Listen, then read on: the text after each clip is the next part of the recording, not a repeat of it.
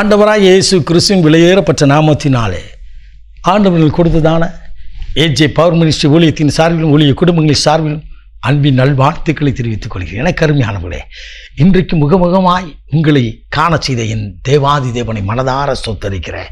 எனக்கு அருமையானவர்களே, ஒவ்வொரு நாளும் இந்த நிகழ்வுகளை காண்கின்றீர்கள். உங்கள் உறவுகள் நண்பர்களுக்கு சொல்லுங்கள். தேசமெங்கும் தேவனுடைய வார்த்தை கடந்து போகட்டும்.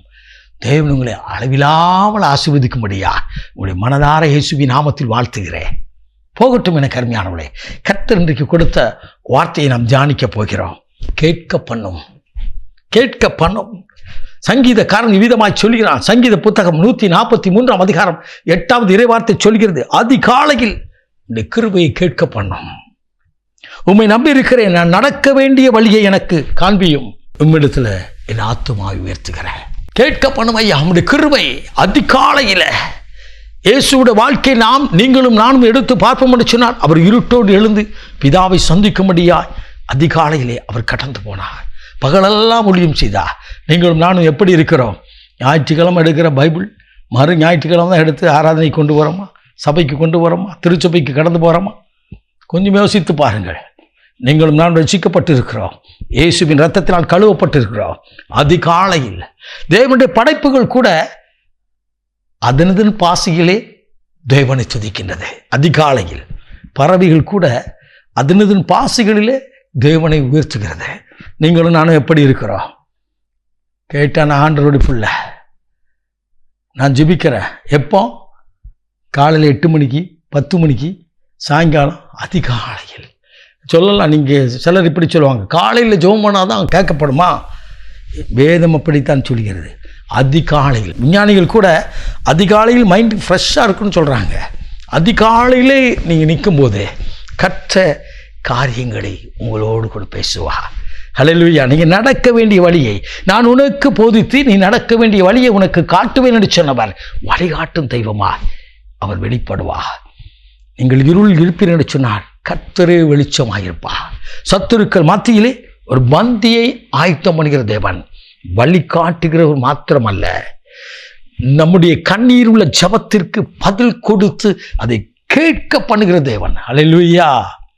ஆண்டவர் சமூகத்தில் நின்று பாருங்கள். கர்த்தர் வீதமாய் செய்வார். எங்களுடைய ஜபக்குழுவிலே மயிலின் என்ற ஒரு சகோதரி உண்டு. அவள் ஒவ்வொரு நாளும் ஜெபம் பண்ணுவாங்க. அவங்க கணவருக்கா, அவர் கொஞ்சம் குடிப்பழக்கத்தோடு இருந்தவர். கர்த்தர் மாற்றினார். அவர் தூத்துக்குடி பட்டணத்துக்கு வந்துட்டார் வெளிநாட்டிலிருந்து. அதுக்கப்புறம் போகலை. ரொம்ப கண்ணீரோடு கடந்து வந்தார்கள். இருவரும் இணைந்து ஜெபிக்க ஆரம்பித்தார்கள். எப்பொழுது? அதிகாலையில். ஒரு நாள் வந்தாங்க. அப்போ ஆண்டவர் சொன்னார், அதிகாலையில் 2 பேரும் உட்கார்ந்து ஜெபம் பண்ணுங்க. அதிகாலையில் எந்திரிச்சு ஜெபம் பண்ண ஆரம்பித்தாங்க. ஆண்டவரே, எங்களை மகிழ்ச்சியாக்கும், நாங்கள் என்ன செய்கிறோன்னு எங்களுக்கு ஒரு வழியை காட்டுங்க. கர்த்தர் ஒரு வழியை திறந்தார். என்னை கேட்டுக்கொண்டிருக்க அன்பு தம்பி, அன்பு தங்கச்சி, நான் பிரசங்கிக்கிற ஆண்டவர் உயிரோடு இருக்கிறார். இந்த சகோதரியும் சகோதரனும் வந்து சொன்னார்கள், நாங்கள் ஆச்சரியப்படத்தக்கதாக நாங்கள் வேலை பார்த்த இடத்தில் எனக்கு ஒரு அழைப்பு வந்தது. இன்றைக்கு அவர் வேலை பார்த்த இடத்திலே 2 மடங்கான ஆசீர்வாதத்தை கையின் பியாசங்களை கொடுத்து அவள் உயர்த்தி வைத்திருக்கிறார். 30 பேர் இவருக்கு கீழே பணிபுரியும் அளவுக்கு தேவன் ஒரு அதிகாரியாய் அந்த இடத்துல கொண்டு போயிருக்கிறார். இன்றைக்கும் அந்நிய தேசத்தில் தான் அவர் இருக்கிறார். அந்த சகோதரி இன்றைக்கும் ஜெபித்து கொண்டிருக்கிற ஒரு சகோதரியாக இருக்கிறார்கள். என்னை கேட்டுக்கொண்டிருக்கும் அன்பு நண்பா, அன்பு சகோதரி, நீங்களும் நானும் அதிகாலையில் என்ன செய்கிறோம்?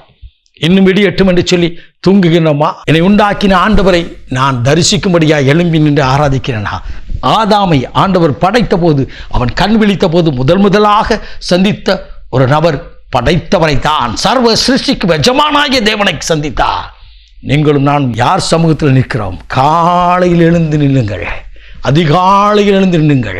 அவள் கிருபை கேட்க பண்ணுவா, இரக்கம் பாராட்டுவா, அற்புதங்கள் செய்வா, உன் கண்ணீர் துடைக்கப்படும். ஆம், எனக்கு அருமையான, உனக்கு வழிகாட்டும்படியாய் வழியில்லாத இடத்திலும் வழிகாட்டுகிறவர், குருடனை அவன் அறியாத வழியிலே நடத்துகிற தேவன் வழிகாட்டும்படியாய் வெளிப்படுவா. இன்றைக்கு அப்படிப்பட்ட காரியங்களை தேவன் உங்க வாழ்க்கையிலே செய்ய போகிறார். நாம் ஜெபிப்போம். மகா பரிசுத்தம் உள்ள தகப்பனே, இன்றைக்கும் கேட்க பண்ணும் என்று வார்த்தையின்படி தாவீது சமஸ்த இஸ்ரவேலின் ராஜாவாக இருந்தும் தேவனுக்கு முன்னதாய் அதிகாலை நின்று போல நாங்களும் நிற்க எங்களுக்கு கிருபைதார். இதை கேட்கிற ஒவ்வொரு ஜனங்கள் வாழ்க்கையிலும் வழி காட்டும் தெய்வமாய் வெளிப்படும். ஆசீர்வதியும் இயேசு கிறிஸ்துவின் விலையேறப்பட்ட நாமத்தில் ஜெபிக்கிறோம் ஜீவனுள்ள நல்ல பிதா. ஆமென். ஆமென். God bless you.